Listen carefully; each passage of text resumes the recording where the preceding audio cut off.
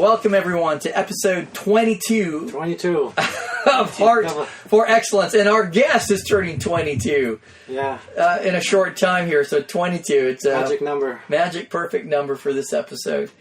And we spoke to Matt Ognisty here last episode, Merrick, and he's graciously agreed to continue on. Yes. In A Heart for Excellence. The door is not locked, we promise. I don't have a gun under the table. And just hearing Matt's story about being a young man and parents divorcing at 5 years old, when he's 5 years old, and then later on down the road in ninth grade, 14 years of age roughly, how he gets the message from his mom that his dad passed away, and the feelings are numb. Like, I mean, how do you process all this at 5 and 9? I mean, it took you 30, it took me 40 years, whatever, to start processing stuff, right? And here's Matt at 14 or 13, 14, 15 in this age. Very compressed. Like, having to process a lot of big things, right? So I'm just impressed by your story, Matt.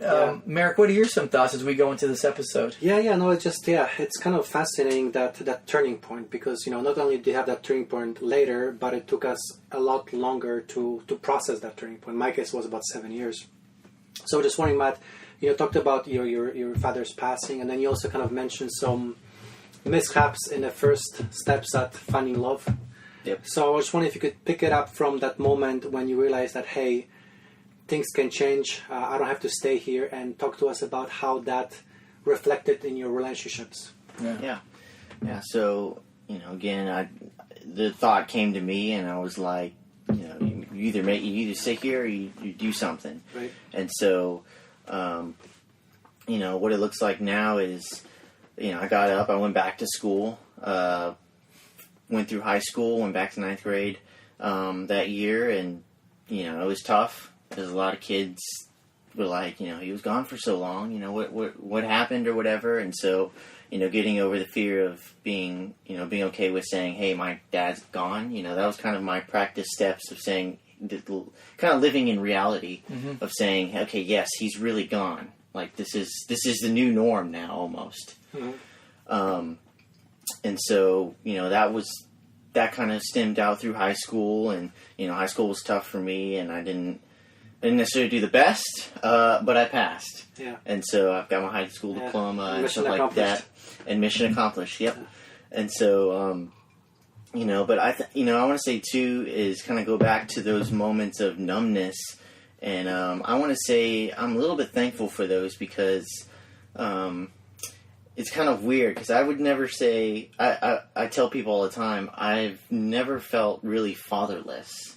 And so, going through those, not being able to really feel much of anything, other than realizing the fact that he's not going to be here anymore. Like, I understood that he was not physically going to be anymore.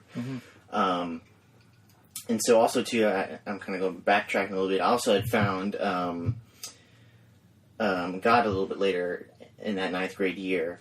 One of my friends, we had a neighborhood kind of like block of guys, and so we always hung out and stuff like that, and one of them was named Joseph, and he invited us to church project. And so he's like, yeah, come, and this was Halloween too, so he's like, yeah, we're having a Halloween party, come dressed with whatever you want to dress like, and so that was October 31st was my first night, Monday night in youth. And you are what age? You're still about 14, 15? Yeah, I'm about 14, 15. Wow. And so, I slowly got plugged into a church. And it seemed like it was really cool. It was a really cool experience. All my friends, we all went to the same church. We all got to go experience the same things there early on. And, we always hung out with each other pretty much every day. We'd go outside and play football and stuff like that. So I found God basically in ninth grade.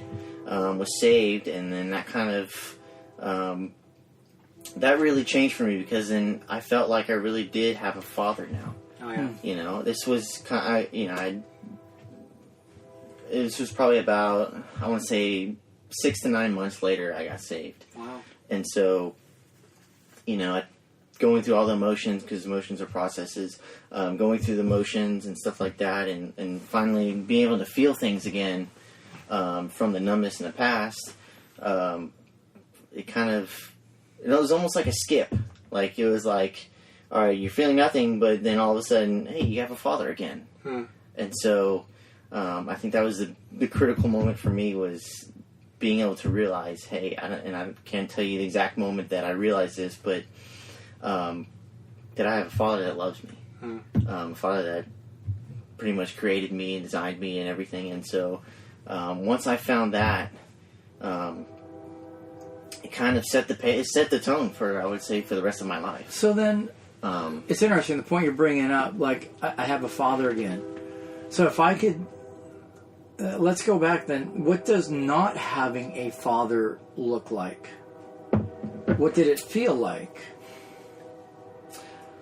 Honestly, I can't tell you. I have no idea. Because, again, there's that skip there. So I was feeling numb, and then, okay, I hadn't really understood. I mean, I was trying to live the reality that he was gone, and trying to think about it and trying to feel it, but I really didn't have anything that I can remember, or just, it was, I know it was a tough time, and yeah, I would say it's not that I wasn't emotionless, but there was just, it was a weird sense, like I said, so I skipped over kind of that part, if that makes sense. Yeah, that whole segment is just the grief. It was just numbness to love for the father. Interesting, yeah. Okay, so you get involved and plugged into church. You surrender your life to Christ. Yep. You're kind of discovering that you have a heavenly Father that loves you and is there for you, and so much more, right? Yep. All right, so what's going on here now in your heart? So right now it would be, okay, yes, I have a Father that loves me. And there's been times where I'm like, I kind of feel it's a weird sensation. I can't really describe it. I can describe it myself inside, and I can feel it and stuff like that. But take your best shot. I know. Yeah. But outside of it, it's like, okay, yes, I have this Father in heaven, and every so now and then, there maybe come up once in a blue moon that I'll be like looking for guidance. Or for an answer. Like, there's always still going to be that father or that son-father relationship, seeking for someone to teach you and to grab you by the shoulders and say, hey man, it's going to be okay. Like, and take you through, stuff like sex ed class, like, hey, son, this is how you do this, or whatever. Yeah. And then, hey, this is what a woman is, and hey, this is what college is like, and this is the job, and this is what you're going to do for your life. Kind of having that authority figure. It's kind of it's what am I trying to say? It's guidance. Yeah. So I'm father. So sometimes I seek that.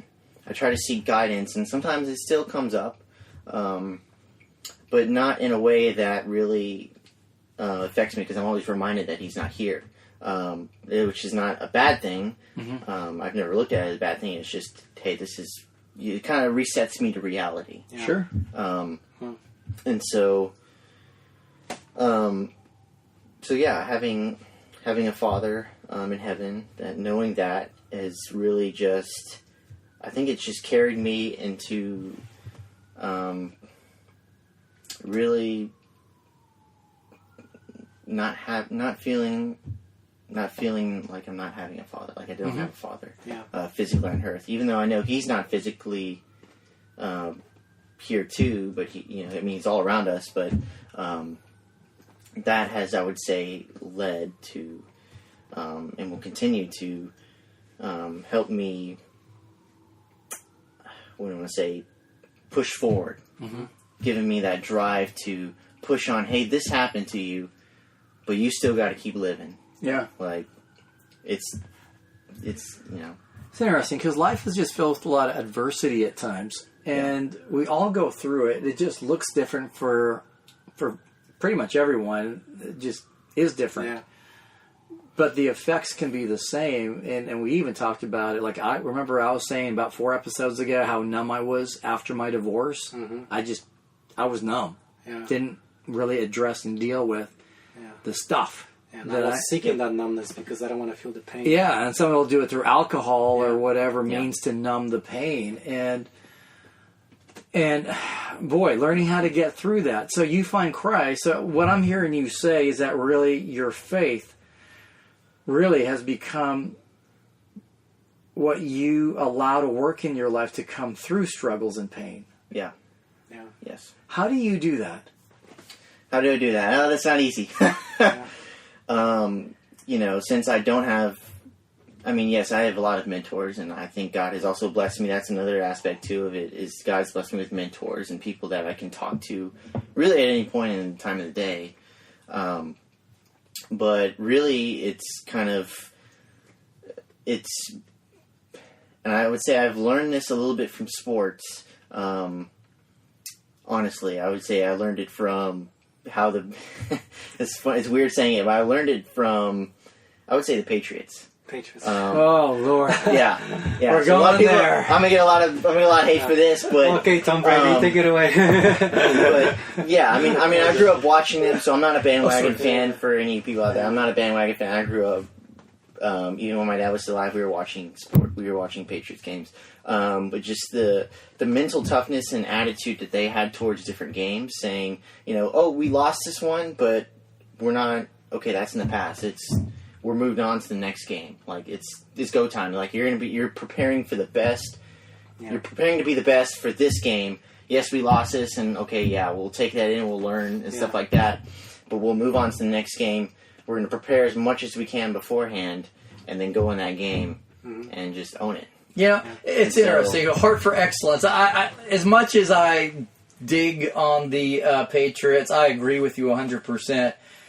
When it comes to a winning attitude and heart for excellence, I do believe they embody that. How many players thought they were great, went on to different teams with big contracts and didn't produce anything? Yeah. I can say that Bill Belichick and Tom Brady seems to make everybody better around them, and that's a heart for excellence, and they win because of that. They don't win everything, but they win more than any other team, right? There's something about you that I would share where you've demonstrated that attitude, a heart for excellence and winning, right?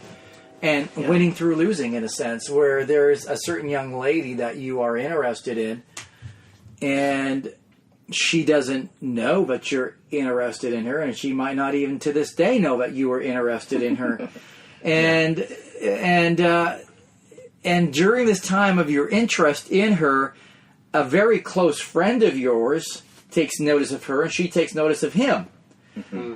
And they end up dating, and you're probably looking as a feeling like a third leg, looking in, outside looking in. And it's kind of like what you experienced in your grammar school, right? Yes. And then they start dating. Yeah. And then not only do they date they get married. Mm. And then not only do they get married, at the advance, I go, hey, Matt, why don't you do something for this guy, And did you know that at the time when you asked him to pray for him, or no? I didn't think about it. I knew, but I didn't think of what I was asking. And this young man that we're sitting with here says, yeah, that'd be great. I'll come up early, scope it out. Yeah. He really just wanted to be a blessing. I didn't know this history, so I thought you guys were like BFFs, Mm-hmm. And they are. And what's amazing is that the friendship stays intact.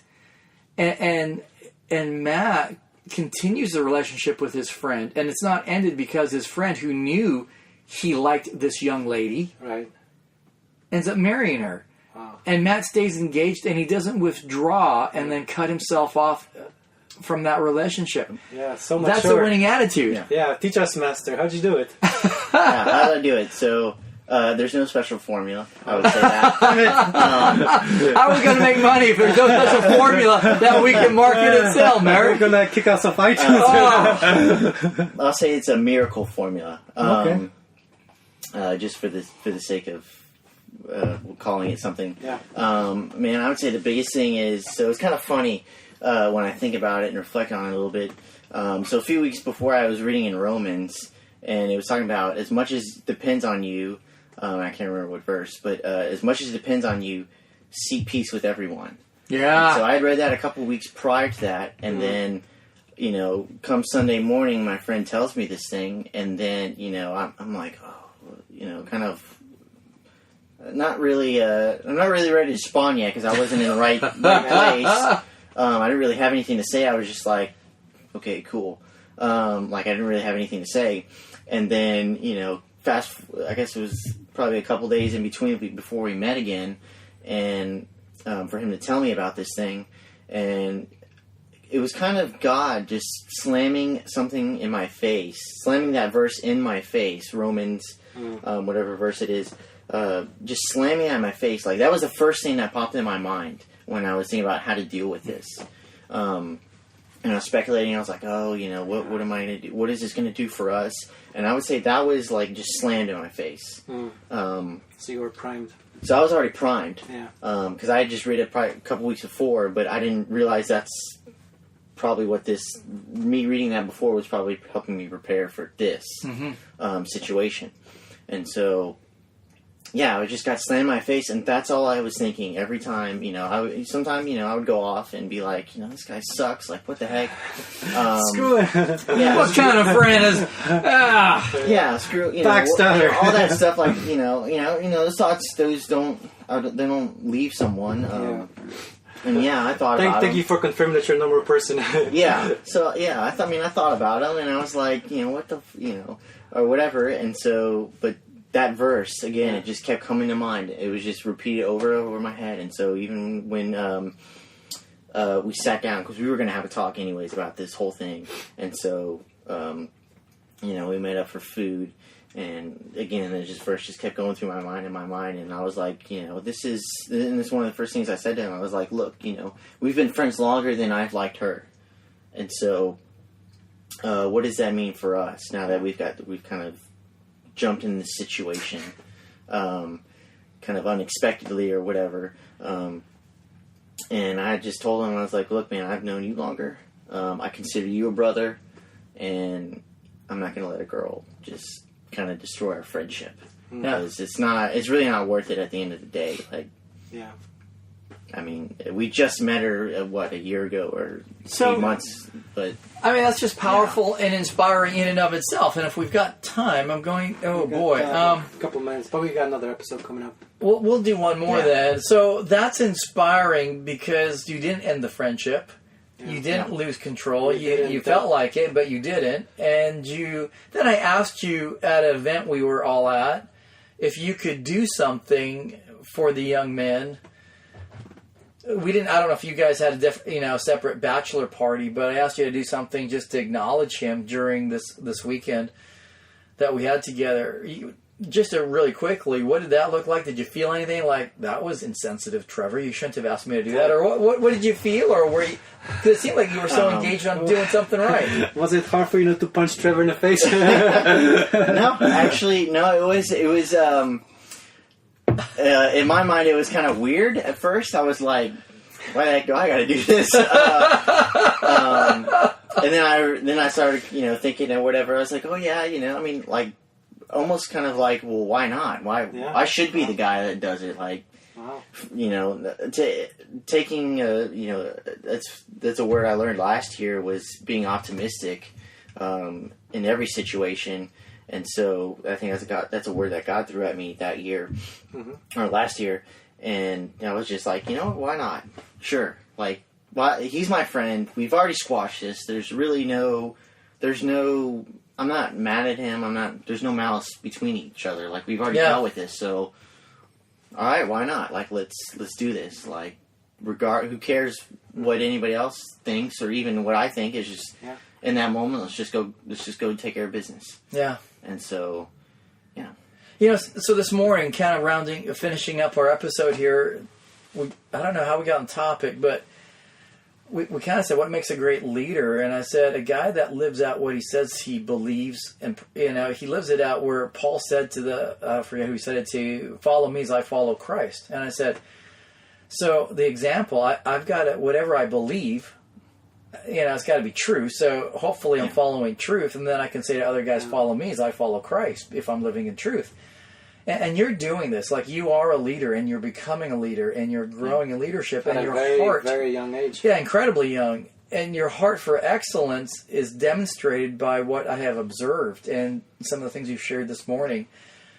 So you are an inspiration, and I'm proud to be a friend of yours, and thank you for being here on this episode. I'm looking forward to our next episode. Merrick, any closing thoughts, bro? No, other than that, we're going to get deeper in next episode, so get yourself ready. God bless. Okay, Talk to you let's guys go. soon.